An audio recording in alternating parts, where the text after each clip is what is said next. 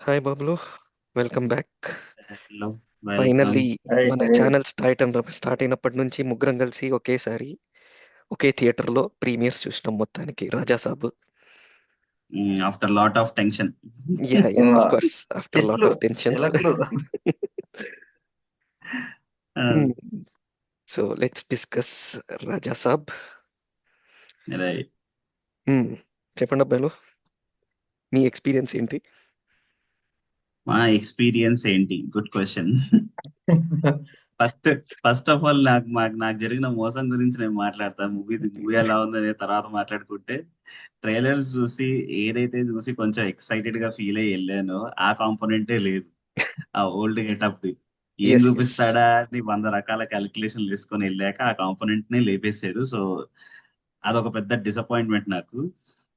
ఇంకా స్టార్ట్ చేసుకుంటే సమరైజ్ చేయాలి అంటే, నాకు ఓకే మూవీ. నేను మళ్ళీ ఎండ్ లో కూడా చెప్తా ఎందుకు అనేది. బట్ ఫస్ట్ హాఫ్ లో కామెడీ వర్కౌట్ అయ్యింది కొన్ని చోట్ల నాకు. బట్ బిగ్గెస్ట్ డిసప్పాయింట్మెంట్ నాకు ఆ సీజీ సాంగ్స్ లో కొన్ని ఫైట్స్ లో ఆ, ప్రభాస్ క్యారెక్టర్ కి ప్రభాస్ కాదు అని క్లియర్ గా అర్థమైపోతుంది అక్కడ. యా. అది చాలా పెద్ద డిస్కనెక్ట్ అది పాటల్లో. ఇంటర్వెల్ బ్లాక్ నాకు ఓకే ఓకే అని ప్లాట్ సెట్ చేసాడు. సెకండ్ హాఫ్ బాగా టేక్ ఓవర్ అయింది, అంతా బాగా వెళ్తుంది. భూమని నారి ఎపిసోడ్ దాకా వచ్చింది, అక్కడ దాకా బాగానే ఉంది. ఆ తర్వాత సాంగ్ పడింది, అక్కడ మళ్ళీ డిస్కనెక్ట్ కట్.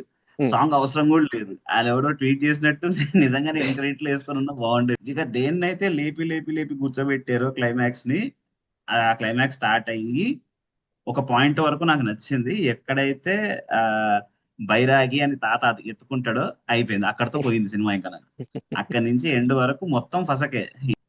నాకు పృథ్వీ చెప్పిన దానికి అంటే కైండ్ ఆఫ్ సిమిలర్ ఒపీనియనే. సినిమా నాట్ బ్యాడ్, అంటే బ్యాడ్ ఫిల్మ్ కాదు, కానీ ఏ మీకు కాంపనెంట్ తీసుకున్నా గుడ్ ఉన్నాయి, బ్యాడ్ ఉన్నాయి.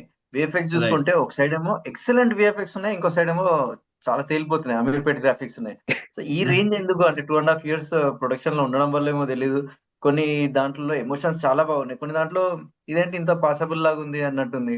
సో ఈ రైట్. రేంజ్ అదే అర్థం కావట్లేదు. అండ్ రైటింగ్ లెవెల్‌కి వస్తే కొన్ని చోట్ల మంచిగానే రాసుకున్నాడు యాక్చువల్. అంటే కైండ్ ఆఫ్ ఎక్స్‌పెరిమెంటల్ మూవీ అయిపోయేది ఇది ఇన్ ఎ వే, అదే ఎక్స్‌ప్లోర్ చేస్తే ఎంటర్‌టైన్‌మెంట్ మూవీ లాగే ప్లాన్ చేసుకున్నాడు. బట్ రైటింగ్‌లో ఒక సైడ్ నువ్వు అంత కాంప్లెక్సిటీని అడ్రెస్ చేద్దాం అనుకుంటున్నావు, ఇంకో సైడ్ ఏమో చాలా కన్వీనియంట్‌గా నీకు హీరోయిన్ కావాలా ఏసేసుకో. 3 హీరోయిన్స్ అవసరం ఏముంది? అవసరం లేదనిపించింది. పర్పస్ లేదు చాలా క్యారెక్టర్స్‌కి. యా. రైట్. స్టోరీతో కనెక్ట్ లేదు, పర్పస్ లేదు. అండ్ స్క్రీన్ ప్లే విషయానికొస్తే ఫస్ట్ ఇది 'చంద్రముఖి' ఇంకా మన 'లారెన్స్ భయ్యా' తీసే సినిమాల టైప్ ఆఫ్ అంటే హారర్ కామెడీ జానర్స్‌లో వస్తది కాబట్టి 'చంద్రముఖితో' కంపేర్ చేసుకుంటే ఫస్ట్ హీరో మంచి హీరో ఇంట్రొడక్షన్, ఒక ఫైట్. తర్వాత హీరో రైట్. విలన్స్‌తో ఫైట్ చేస్తాడు గానీ ఇంట్లో ఈ దయ్యం ఇదంటే భయపడినట్టు చేస్తుంటాడు. కామెడీ ఇది. ఒక ఇల్లుంది. సేమ్ 'లారెన్స్' అన్ని మూవీస్‌లో అంతే, దీంట్లో అంతే. ఒక ప్లేస్ ఉంది. Haunted place. ప్లేస్ గురించి ఫస్ట్ హాఫ్‌లో మాట్లాడతాడు. కామెడీ అంతా అవుతాయి. సెకండ్ హాఫ్‌లో ఫ్లాష్ బ్యాక్స్ రావడము, తర్వాత ఇదవుతాయి. నువ్వు ఇంటర్వెల్ బ్లాక్ అన్నావు కదా! అది నాకు కూడా బాగా నచ్చింది. అంటే పర్ఫెక్ట్‌గా ఇప్పుడేం జరుగుతదని. కాపోతే ఆ ఇల్లు రైట్. అంత హాంటెడ్ అనేది సెకండ్ హాఫ్‌లో తెలుస్తుంది మనకు. ఫస్ట్ హాఫ్‌లో అంత ఎక్కువ ఎలిమెంట్స్ పెట్టలేదు. సత్యతో స్టార్టింగ్‌లో ఉన్న ఎపిసోడ్‌ని మనం నిన్న డిస్కస్ చేసినట్టు అది ఎలాంగేట్ చేసినా, లేదంటే మల్టిపుల్ పీపుల్స్ వెళ్ళడానికి ట్రై చేసి వాళ్ళందరూ ప్రాబ్లమ్ ఫేస్ చేయడం ఉంటే, ఆ ఇల్లు okay. This is a big problem అనేది మనకు తెలిసేది. ఆ ప్రాబ్లమ్‌లో హీరో ఎంటర్ అయినప్పుడు అది ఎంత పెద్ద కాన్ఫ్లిక్ట్ అనేది ఉండేది. ఇప్పుడు హీరో అవును. మాస్ హీరో డైరెక్ట్ ఎళ్ళాడు. ఎంతసేపు లేదనుకున్నాం. బట్ ఇంటర్వెల్ ముందు జస్ట్ తను గూడా సరెండర్ అయిపోవడం లాగా చూపిస్తాడు కాబట్టి కైండ్ ఆఫ్ వర్కౌట్ అయిందన్నాను. కానీ కన్వీనియన్స్ ఎక్కువ తీసుకున్నారు. లేకుండా గ్రిప్పింగ్ చేస్తే ఇంకొంచెం బెటర్ ఫిల్మ్ అయ్యేది ఇది. సో యా, నా వరకొచ్చేసరికి నాకైతే పెద్దగా నచ్చలేదు సినిమా. ఎక్సెప్ట్ ఫర్ మేబీ మీరన్నట్టు ప్రీ ఇంటర్వెల్ నుంచి ఇంటర్వెల్ తర్వాత ఆల్మోస్ట్ ఒక 15-20 minutes when Nidhi Agarwal and Saptagiri enter the house, ఆ ఎపిసోడ్ అయిపోయేంత రైట్. వరకు మాత్రం చాలా ఎంగేజింగ్గా. అండ్ ఇంటర్వెల్ తర్వాత 15 మినిట్స్ ఏదైతే ఉందో అది ప్రాపర్ అంటే మారుతి స్ట్రాంగ్ జోన్, అది హారర్ కామెడీ. ప్రాపర్ హిలేరియస్ అది. యా. అది అంటే నేను చాలా నవ్వుకున్నా ఆ 15-20 మినిట్స్. రైట్. అండ్ స్టార్టింగ్ లో ఏదైతే మిస్టికల్ గా సత్య క్యారెక్టర్ తో ఎంటర్ అయ్యాడో ఫస్ట్ 5-10 మినిట్స్ హ్మ్. బాగా ఎస్టాబ్లిష్ చేసుకుని, ఆ తర్వాత అసలు సంబంధం లేకుండా వెళ్ళిపోయింది సినిమా అంతా నాకైతే. Hero right introduction okay. అంటే ఇంక రెగ్యులర్ టెంప్లేట్. అంటే మా 'ప్రభాస్' లాంటి కటౌట్ ఉన్నాడు. నేను పాన్ ఇండియా సినిమా తీయాలని చెప్పి మారుతి అట్లా ఫిక్స్ అయ్యి స్కేల్ పెంచేసుకొని, ఏవేవో ఎలిమెంట్స్ యాడ్ చేసుకొని, ఇన్ని క్యారెక్టర్స్ కావాలి, ఒక ఎమోషన్ కావాలి అని ఇట్లా ప్లాన్ చేసుకున్నట్టే అనిపించింది గానీ, ఆర్గానిక్‌గా ఏది ఎళ్ళినట్టు అనిపియలేదు నాకైతే అది. రైట్ అది be it the flashback also నాకు చాలా ఇల్లాజికల్ అనిపించింది ఫ్లాష్ బ్యాక్. అంటే సంజయ్ దత్ లాంటి ఒక person how come he gets to marry directly marry the lady. ఏమో నాకు చాలా ఇల్లాజికల్ అనిపించింది ఫ్లాష్ బ్యాక్. బట్ అంటే flash back illogical flash illogical అనడానికి లేదు, ఫ్రాంక్లీ స్పీకింగ్. ఎందుకంటే దానికి ముందే ఆ, తను ఎవరు బైరాగి దగ్గరికి వెళ్ళి హీ హాస్ ఆల్రెడీ చాలా gain that power of fine, I understand that. But hypnotising ఒక పీపుల్. ఒక ఊరున్నంత హిప్నటైజ్ చేయలేడు. Hypnotise the lady. Okay, I get that. Right పోనీ ఆ లేడీ ఎళ్లి నేను ఇతన్నే పెళ్లి చేసుకుంటాను ఒక స్ట్రాంగ్ రీజన్ ఇచ్చి చేసుకుందంటే అట్లా కాదు. ఎట్లా చూపిస్తాడు సెటప్ అంటే ఊరంతా okay they accepted that marriage అన్న టైప్‌లో చూపిస్తారు. I don't know how. అంటే ఇన్ ఎ వే మీ ఊహకే వదిలేస్తున్నాను వదిలేసారు. అంతే ఈయన మేబీ ఎప్పటినుంచో గాని బట్ నేర్చుకున్నాడు. That felt illogical. అండ్ నాకు బిగ్గెస్ట్ ప్లస్ వచ్చేసి 'ప్రభాస్' ఎంటర్‌టైన్‌మెంట్ సైడ్ చాలా రోజుల తర్వాత వచ్చాడు. Yeah and definitely. ఎస్పెషల్లీ నేనేదైతే ఇంటర్వెల్ తర్వాత ఒక 15 మినిట్స్ ఎపిసోడ్ మాట్లాడుతున్నానో, అక్కడ 'ప్రభాస్' ఇచ్చిన ఎక్స్‌ప్రెషన్స్ గాని, ఆ helplessness and the way first time వాడు ఫోన్ మాట్లాడుకుంటూ బయటికెళ్తాడు రూమ్‌లో నుంచి బయటికి. రైట్ రైట్ అక్కడి అది నుంచి చాలా బాగా వర్కౌట్ అయిందది. సెట్ అయింది. యాహ్! ఆ 20 మినిట్స్ అసలు హిలేరియస్ అది. అదొకటి. అండ్ హాస్పిటల్ సీన్‌లో కొంచెం యాక్టింగ్ చేశాడు. అక్కడ కానీ ఆ సీన్ కొంచెం బాగా ఎక్స్టెండ్ అయింది. అంటే కొంచెం కట్ షార్ట్ చేయొచ్చు ఆ సీన్ ని. బేసికల్లీ అది మారుతి ఒక యూనిక్ పాయింట్ పట్టుకుందామని 'సుకుమార్' రేంజ్, 'క్రిస్టోఫర్ నోలన్' రేంజ్‌లో ఏదో తీద్దామని ట్రై చేశాడు గానీ, అక్కడ ఎగ్జిక్యూషన్ చాలా బ్యాడ్ అయిపోయింది. అక్కడి నుంచి దానికి రైట్ బేసికల్లీ రీజన్ ఏంటంటే ఆ పాయింట్ నుంచి నాకు కంప్లీట్ డిస్కనెక్ట్. ఇంక అక్కడి నుంచి డిజాస్ట్రస్‌గా మారిపోయింది. ఆ ఆ స్పాట్ నుంచి. పాయింట్ ఎక్కువసేపు మాట్లాడడం వల్ల, ఎందుకంటే అది సడన్ గా మాట్లాడుతున్నాడు, బాగా ఎక్స్ప్లెయిన్ చేయాలి దాన్ని, ఎక్కువ టైం తీసుకున్నాడు. కానీ జనరల్లీ సినిమా స్టార్టింగ్ నుండే ఆ పాయింట్ మీద ఫ్లాష్ బ్యాక్ కింద గానీ, సంజయ్ దత్ స్టోరీలో గానీ ఎక్కడన్నా ఆ పాయింట్ అక్కడక్కడ తీసుకుంటూ వస్తే ఇంత టైం అవసరం పడేది కాదు. ఆడియన్స్ కూడా ఏం జరుగుతుంది, ఎటు పోతుంది ఈ సినిమా అన్న అంత డిస్కనెక్ట్ ఉండేది కాదు. కరెక్ట్. అగైన్ అదే problem. Sanjay right Dutt purpose కూడా ఇప్పుడు శ్రవణ్ అన్నట్టు ఇల్లాజికల్ అనిపించిందంటే, తన్ని కొట్టారు సంథింగ్, దానికి ఒక డిస్రెస్పెక్ట్ జరిగింది, దానికి రివెంజ్ అనుకున్నాడు, దానికి అంత కష్టపడ్డాడు.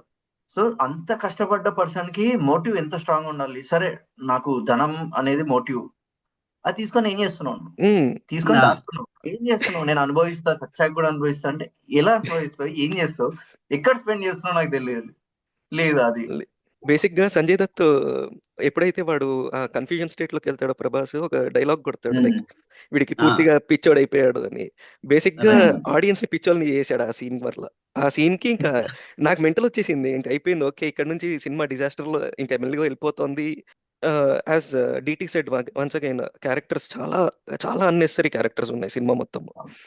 రైట్ బీ ఇట్ ఓన్లీ నాకు 'మాళవిక మోహన్‌ది' కొంచెం ఎగ్జాక్ట్లీ. కొంచెం కనెక్ట్ ఉంది. రిలవెంట్ క్యారెక్టర్ ఉంది. Right relevant to the story. మిగతా హ్మ్. ఇద్దరు అవసరం లేదు. అవసరమే లేదు. అండ్ అంటే అంతే సేమ్ థింగ్ కన్వీనియన్స్ కోసం సడెన్‌గా ఇంకో హీరోయిన్ తెచ్చి సడెన్‌గా 'కట్టు గ్రీస్' 'నాచే నాచే' సాంగ్ యేసుకుంటాడు.